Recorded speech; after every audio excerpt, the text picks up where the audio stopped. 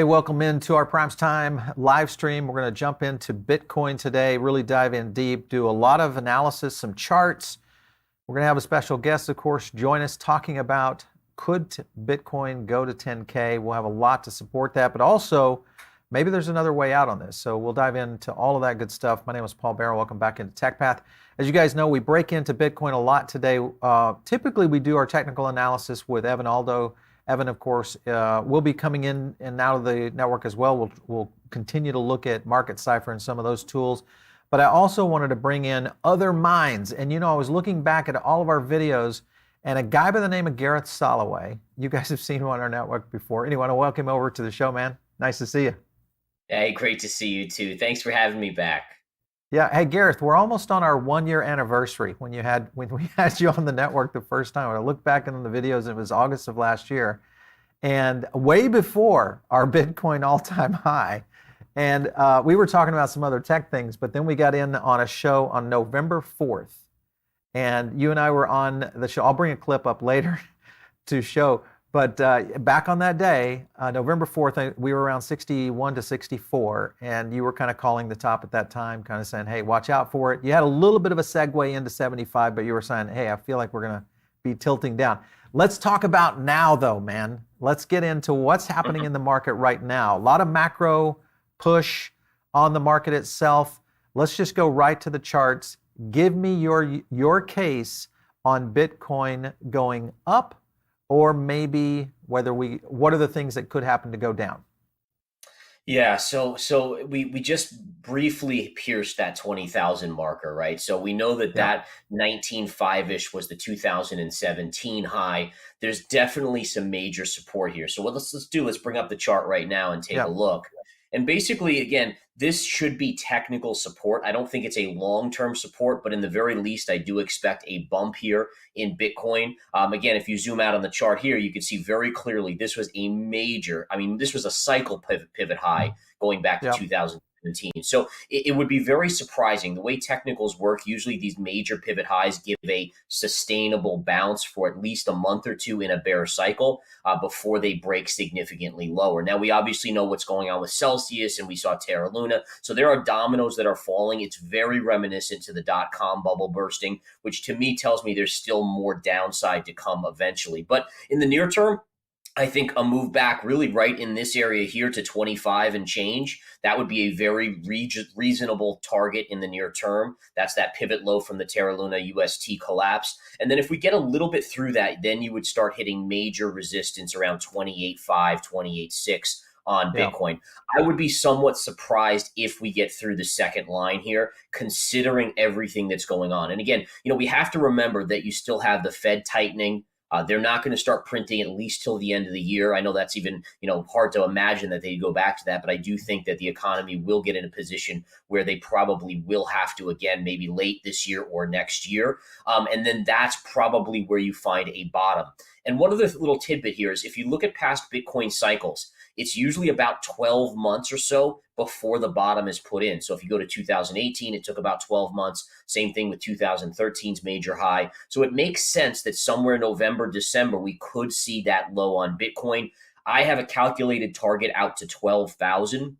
12,000 would be right in that ballpark of 80 to 85% correction, which is the normal correction Bitcoin sees in a bear market. And then there's also something called a measured move here, where if you look at this big down move, right? So if you take the 69,000 high and you take it to this low, which is basically a straight shot, we have a few bounces along the way. And then you had this longer period of consolidation right in here, right? These parallel lines. If you take the high of that consolidation and stretch a measured move down, that comes out to be right at 12,000. So there's something in technical analysis where we call it a measured move, where you have a major move with an in-between kind of resting period, and then that same distance occurs again. That gives us that 12,000 target. Now, could Bitcoin go below there? Sure, it could. Anything can happen. But for me, that's kind of where I will start to say, okay, we may have a major bottom in place here. And I'll certainly be starting to accumulate once we're significantly below 20,000. So short-term element, whether we see a 25 or possibly a 28 would be kind of on the outset here. With all of the macro pressure that we are experiencing right now, obviously we've seen inflation. We're not looking at necessarily any slowdown on CPI data coming in from pricing and just in general prices overall to American consumers, really global consumers. If you play all that into it, because I'm still leaning in the camp that is we are yet to see max pain, because I'm concerned that we are trailing a little bit, one, on how the Fed will respond to how the market goes. Now, there will be a period of time, whether it's Q3 or Q4, where the market, the smart money, will start to see the early indicators. And the early indicators are, buying maybe right before it hits the bottom and ready to ride, kind of that rocket ship, either in through a recovery or possibly into the softening backside of a recession. If you look at market indicators and also macros like that playing into it, and we do see Q3, Q4 roll out, and we still are on positive moves on interest rate, continued price hikes overall, cost of everything are continuing to go up. What are your thoughts on that? I mean, because we're seeing kind of unprecedented situations right here. Yeah, we certainly are. So I'm right with you in that we definitely have not seen max pain. And the reason I can tell that, and I'm sure you can tell that as well, is that in past cycles, I know you've been around for a long time like me, when you get to max pain, people don't even want to talk about it. They just kind of throw up their hands in kind of giving in, defeat, right? And you Yeah. still see, when we get at this 20,000 level, people are still like, oh, I'm going to buy more. It's going to go back to all-time highs in no time at all. That mentality shows you a lot. And that Mm. tells you you're not at that bottom yet. So again, is it going to be 12,000? Is it going to be lower than that? The only kind of caveat, and again, I've been kind of riding this 20 was my high end, 12 is my low end. But one of the things that makes me a little nervous is that if this is the dot-com moment for cryptocurrency, Right. then I go to Amazon's chart in 2000, right? And what's interesting about that is it's the exact same pattern on Amazon. You have the Yeah. same MTOP that you have on Bitcoin at this point, and Amazon went from $112 down to about $7 to $6. It's about a 95% drop, right? So you have to think in those terms. A good trader is always going to think about all angles and try to be as prepared as possible no matter what occurs. So I'm in agreement with you. I think that you will see inflation start to come in. We've already seen oil coming in sharply. That will eventually filter out. Also, natural gas has been tumbling as well. But I don't think Bitcoin is near that max pain, not yet. Yeah. One thing that concerns me right now is the situation with China. A lot more pressure. We'll talk about that here in a minute with our stories as we wrap up the show. But one thing for sure is if we do see kind of a global reserve positioning, whether it's the yuan or you look at potentially a digital dollar that could emerge, there's a lot of things happening within the European Union, which is really kind of getting into a lot more legislation. Now we may see, a mock print of that same kind of concept of what they're doing from a regulatory standard under MiCA, possibly show up in Capitol Hill. And I know Kevin O'Leary talks about this a lot, is that with USDC possibly being regulated, that would really open up the gates on, institutional finance starting to move into the place. And when I say the place, meaning cryptocurrency, our place. If that were to occur and we got some light load on the back end of this year, and you kind of look at next year, 2023, where would you see the potential for Bitcoin in that next cycle, say Q1 and Q3? Anything that you're looking for in a long-term outlook for that? Yeah, so longer term, I'm hugely bullish on Bitcoin. I continue to be. I'm less bullish on a lot of the altcoins for reasons that you've mentioned here, which is, again, what use case do they have?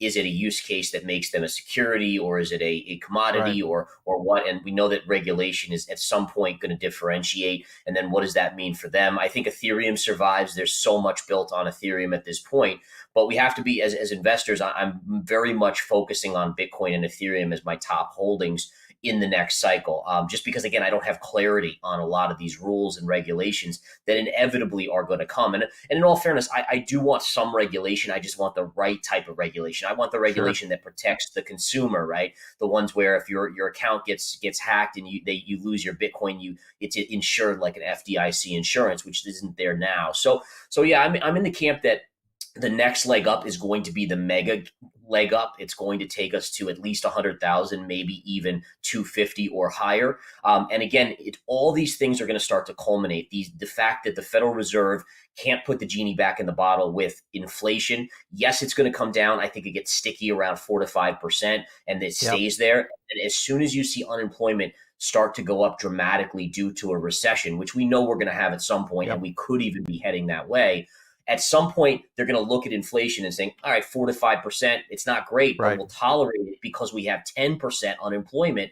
Let's start Hmm. printing money again, right? And then it's that whole big thing again. And that's where I think that Bitcoin next mega cycle gets started. Right. That's the thing I'm telling a lot of our viewers is the one trigger point that I watch for right now is consumer credit, a lot of pressure on consumer credit, and unemployment rising. Those two factors will really get the Fed's attention. Once the Fed gets, their head on straight and they start, all right, let's pull basically the foot off the neck of the market and let it start playing itself out, then that'll be some interesting things to watch for sure. I know you don't talk ton. I know well you invest in traditional stocks as well. We've seen a lot of pain in the market, but we have seen in traditional markets we've seen 90% down moves as well, even with the S&P and a lot of the innovation in tech stocks over this past 30 to 90 days. Do Yeah. you continue to see pressure from traditional markets as a whole that would guide the Bitcoin market?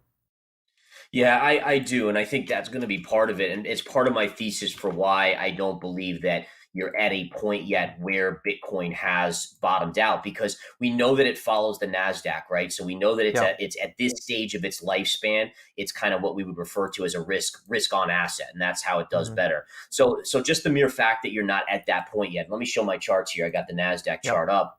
But basically, if we take a look at the NASDAQ, we can clearly see that we're still in the upper range of this longer term. And I'm going to even go to the weekly chart. Check this out. This is a longer term going back to 1999, the tech bubble top, this channel. And you could see how for many, many years we were kind of hovering in this lower range here. And then we had this meteoric rise all the way to the high end. And we have pulled back, but you're not even close to being back to that low end just yet. And again, if you look at it in the very least, I personally anticipate that the NASDAQ 100 at least has to test the pre COVID highs right here at around Mhm. 9,600 or so. So that still leaves quite a bit of downside in the NASDAQ. And if that NASDAQ is going to go there, it's to me at this stage of Bitcoin's lifespan, it's unfathomable for it to not see another leg down based on the NASDAQ collapsing even more. And again, we're talking now another 15+%, maybe 20% downside in the NASDAQ from here, which puts us down north of 50% on the overall index. Yeah, for sure. At the same time, if you look at what you're mentioning there is the kind of the growth between really the last decade. If you look at, but there's been a lot of change in terms of innovation stocks. We've seen the ARK Fund come about with Kathy Wood, really kind of putting it all in on next generation. And even if you just look at general market growth, though, not forget. Let's go back to your chart for a second. I want to pull the chart that you had just had up. Okay, so if you look at general market growth during that period of time, you can kind of see there's upward trend, and then it just went parabolic. But had it Yeah. stayed on just basic upward trend movement without going parabolic, wouldn't we have seen a potential higher Nasdaq out here in 22 and 23? Forget that, ridiculous top that we had during the Fed spending. But wouldn't we see a continued upward trend with all the innovation in tech and things of that nature? Yeah, I actually agree with you. I think that makes a lot of sense that tech has been improving year after year. But the Yeah. question I think we have to ask is how much of that? So if you look at the chart, right, from 99 to 2000, we were here. And then here was your 2007 or 2009 lows. And then we kind of got on this slow check. Now, remember what happened in 2009? Yep. The Fed began the quantitative easing, right? It was Yep. QE1, QE2, QE2 and a half, and all the way up. So the question that has to be asked is, what's the real value of the overall market when there's no Fed backstopping, no Fed stimulus? And you Yeah. have to think that in the very least, yes, we probably would be higher than we were back then, but I Exactly. can't imagine that it's not lower than we currently are, considering you are sucking, or you seeing the Fed suck out all this liquidity from the market. So I think that's the question is, do we get a recession, and how deep of a recession it is? How much of an earnings recession do we get? All these kind of questions have to make you wonder where the fair value, the true fair value of the NASDAQ is. And then obviously that translates into moves in cryptocurrency where the fair value is before Bitcoin matures into kind of an offsetting, kind of a safety trade. Right. And if you look back at 2008, because the correction that we saw in 2008, obviously with I think a considerable comparison to what's happening now, minus the macro side. I mean, take away Ukraine, take away a pandemic, and you have a real, I think a real market meltdown in the real estate side, which pushed everything downward. Obviously, we saw some pretty amazing inflation numbers. If you look at that era and you look at how far the NASDAQ did slide in comparison, obviously we didn't have Bitcoin at that time, but the idea I'm looking at is can the NASDAQ get any kind of support level at all? Because I know investors and traders that I talk to all the time in the traditional markets, they're still feeling very, very iffish right now as to whether or not we continue to see a hard push down or just a little bit more of a push down, which would again be I guess an additional adjustment for Bitcoin for sure. Hey, listen, I want to jump to a poll. Do you want to add something to that? Oh no, I just agree. I think that in the very least you do have some more downside, and there will be a lot more volatility. So investors have to remember that the Fed was backstopping this market, which kept the market from correcting more than 3% for like a whole year. But again, they've pulled that back. So just expect these volatile moves, 3% up, 3% down. It's a great trader's market, but just be aware that it's going to be wild. Yeah. Hey, I want to cut to a video real quick of you. I'm going to bring back some old school stuff. Hang on just a second. Bitcoin, one of the things I actually shorted Bitcoin when it pierced the high because I was banking on the fact that the hype into the ETF would bring it down. And I was also noticing that there was no confirmation. And just to quickly explain what confirmation is, when you break above a high, there's a tendency for institutions to fool small investors and then bring it right back in. Right. They do this because they know small investors will buy the breakout.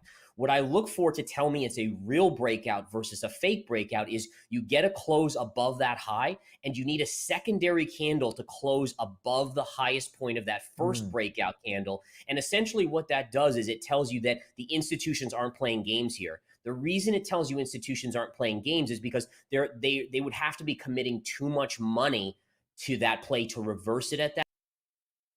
Okay, that was the video that we did with you back in November when Bitcoin was pretty much on a rocket ship ride and you were shorting Bitcoin. It did start to edge above the 65K that you and I talked about on that show. You were saying, hey, if we break 65, it might slide into 75, but I'm still shorting. Sure enough, obviously we saw the market correction start to move in that direction. So that video only had 7,500 views. That was like when Gareth was unknown. Now there's 7,500 people that listened. That's all I can say. There you go. That's hopefully the way it is. Hey, let's jump over to a poll real quick and show you a little bit where the audience is leaning as well. All right, so Bitcoin to 25K or to 10K first. Look at that, man. Look at that. We are split down the middle here. 41 and 41. So I think our audience, this is what makes markets so interesting to me, is there's your market maker right there. You always got a buyer and you always got a seller. So that's right. That's amazing too, because and you know what that tells me? It tells me it's going to probably be very choppy. It's going to make the longs think they're right. It's going to make the shorts think they're right. And then ultimately we're all going to get chopped out. Hey, I got a couple of questions for you from the comments. I want to bring up a handful. Max Payne, let's bring that one up, guys. Lickety splits. Max Payne will be here when we do 100 basis points increase on the next Fed meeting. Do you think we get a situation where we could see 100 basis points come in? I don't think so. The main reason is I think that as we get closer to the midterms, the Fed is going to want to start to kind of scale it back. And then I also think that you have a scenario where we are starting to see oil come down. That's going to start to filter through some of the inflation numbers. And I wouldn't be surprised if you see the market get at some point a relief rally when we do get those inflationary numbers that start to show that we've at least topped out on inflation. Yeah, yeah. I think the key here is, again, back to things we've been talking about, is we need some macro relief. And that's my concern, is I don't necessarily see a lot of that. But even with that scenario, because the CPI numbers known, depending on what they tell us, we'll just say that, depending on what they tell us for CPI leading into November, which is really going to be a very big signal, I think, into the future of not only what's going to happen with the Nasdaq, but also what we'll see in the next quarter to 2 quarters for Bitcoin for sure. When you look, I want to go to Crypto Greenhorn. Good time to accumulate now, or would you wait a little bit, let the market get softer, or go ahead and start some DCAing at this point all the way down? Yeah, so in full transparency, I've started to inch in myself, but again, I'm very structured in the way I think, right? So just to describe this, and this is very helpful for all investors, is ahead of time I figure out how much I'm willing to commit to Bitcoin as a full position.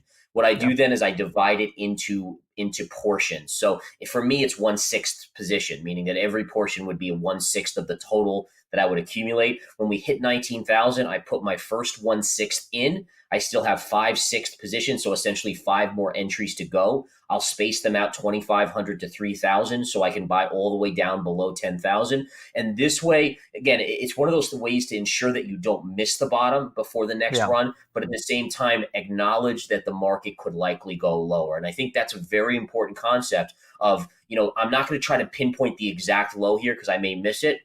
Instead, just do kind of the shotgun effect. I like to call it the shotgun effect, because you're spreading it all out in the lower range at these points.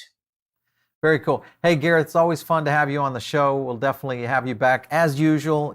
Remember, now we're going on our year anniversary here, so we got to do something in August. Awesome. I'll wear a fun hat next time.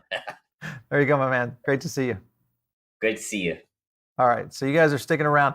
We're going to cover a couple more things here, because I think the key here is, as we start to see the market really reposition, big questions, as we've talked about with Gareth, is what are some of the market pressures that could take us into the sub 20?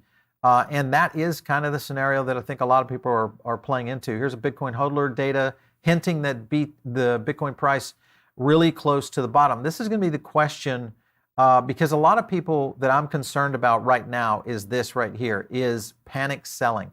And this is something that I've talked about here on the show many, many times, is panic selling is very, very detrimental. In a scenario, if you just have to ask one question to yourself, and that is, do you believe in cryptocurrency? Do you believe in Bitcoin as an asset class? Do you look at the market as a whole and what's happening? Because you have to remember, all the market pressures that we are seeing are coming from a variety of different things that not necessarily have we seen before.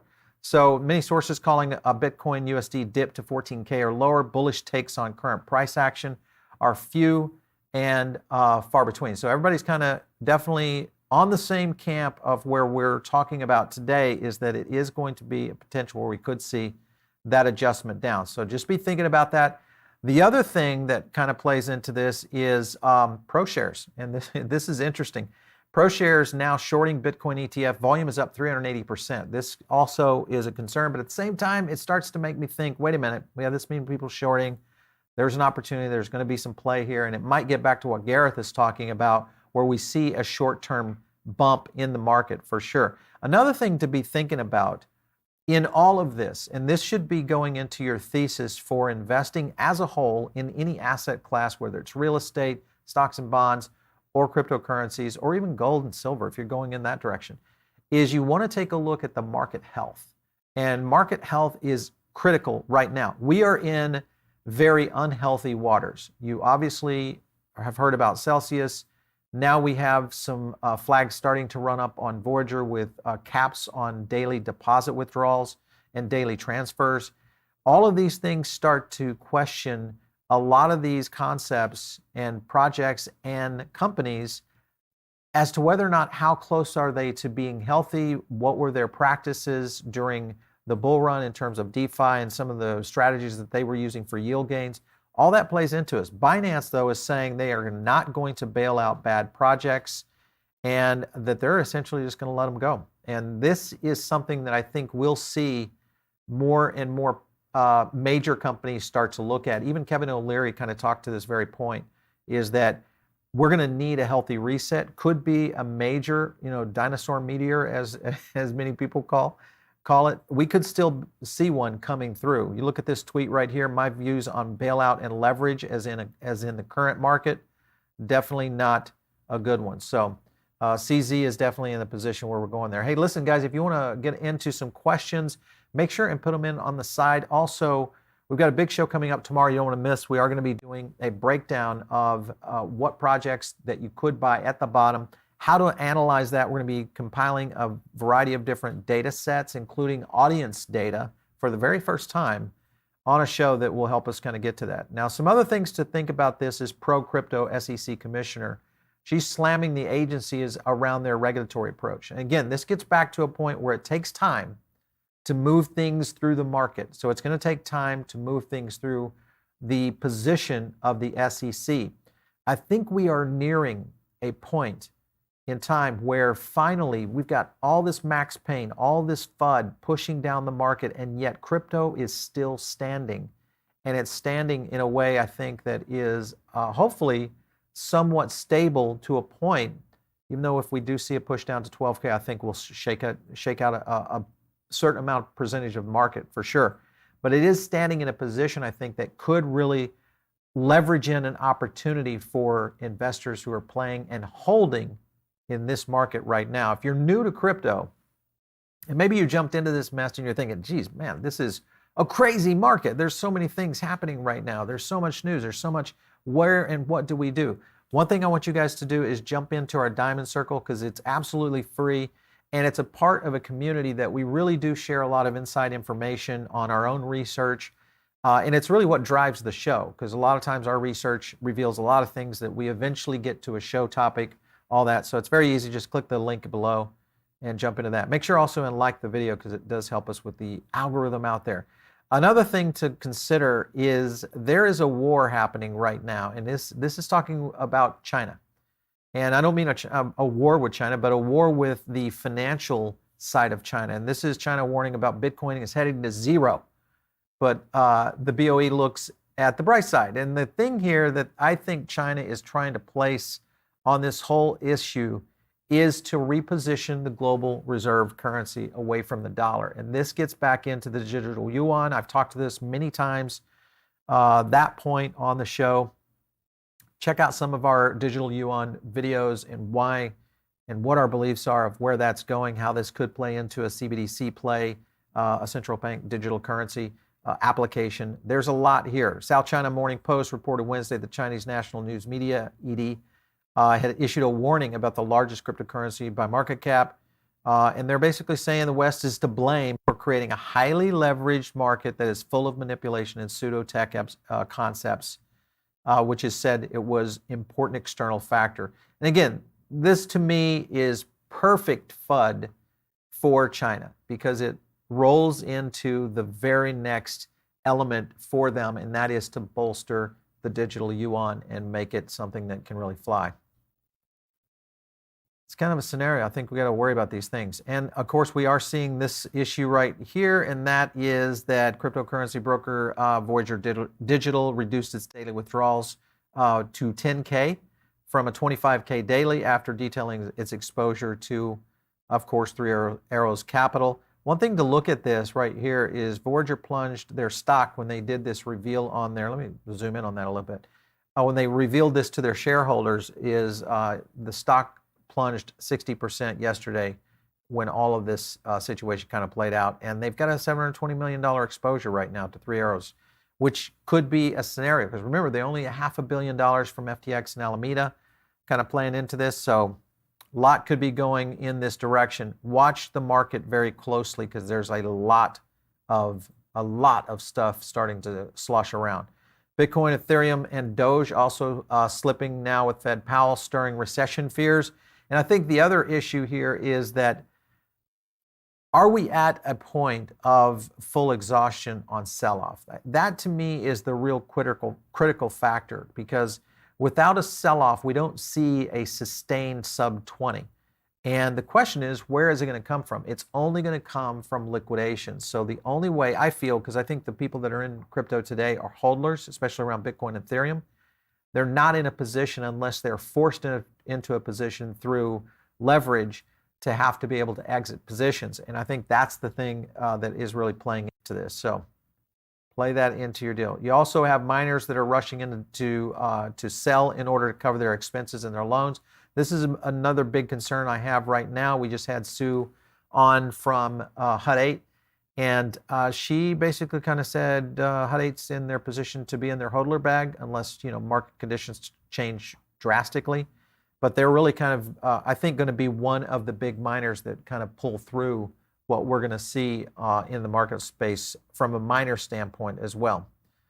And here it is, Blockworks, Bank of England. Crypto crash survivors, that's you guys, could become tomorrow's Amazon and eBay's. And that's what I'm looking for, is the concepts that are out there right now, projects that watch our show, they're out there heads down working.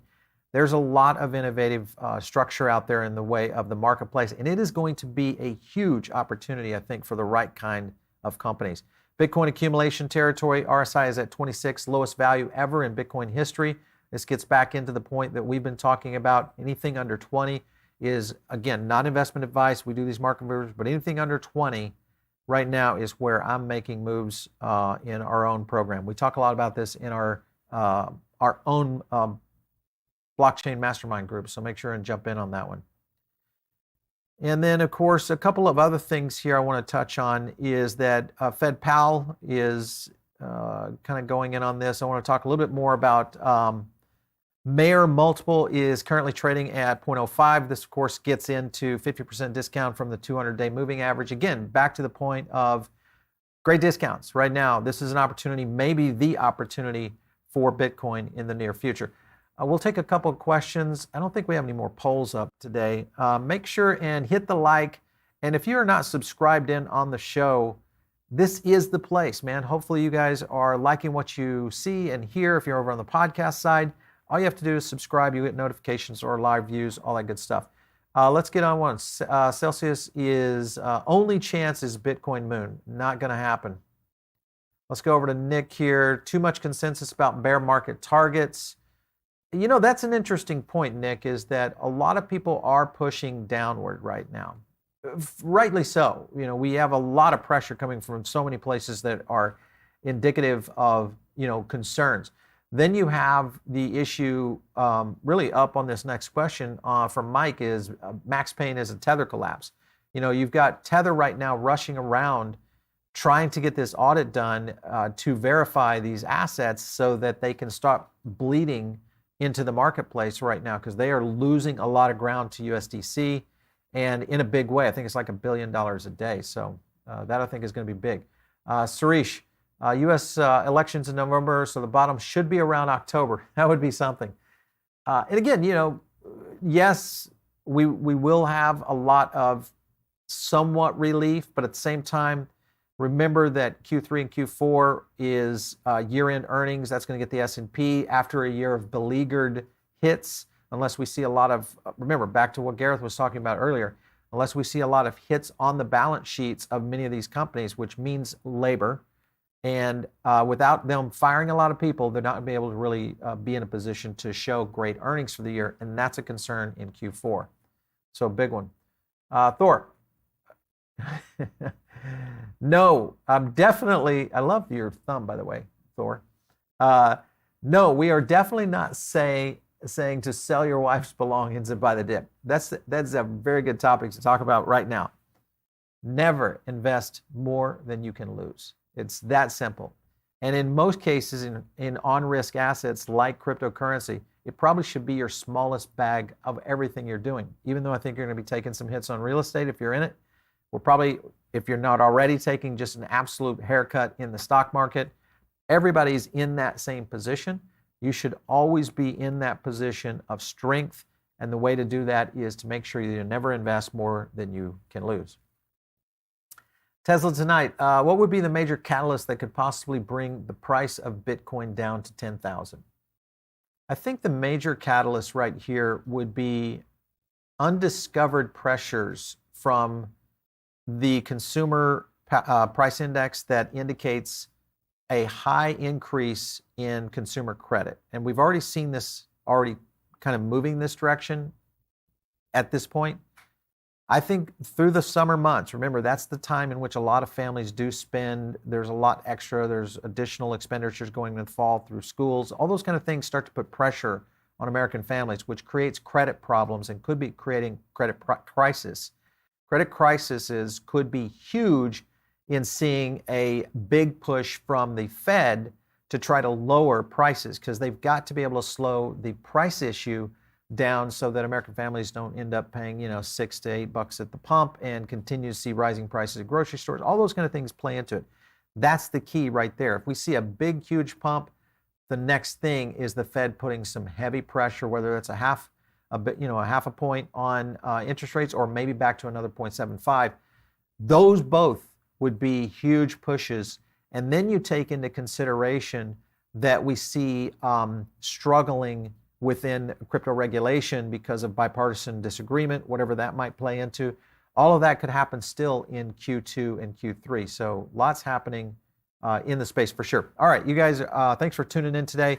Of course, if you have any ideas for a show, we always love to hear them in the comments below. If you're catching this after the live stream, make sure and jump into our Diamond Circle. And of course, if you want to touch me and hit me out on Twitter, it's easy. It's just @PaulBaron. We'll catch you next time right here on TechPath.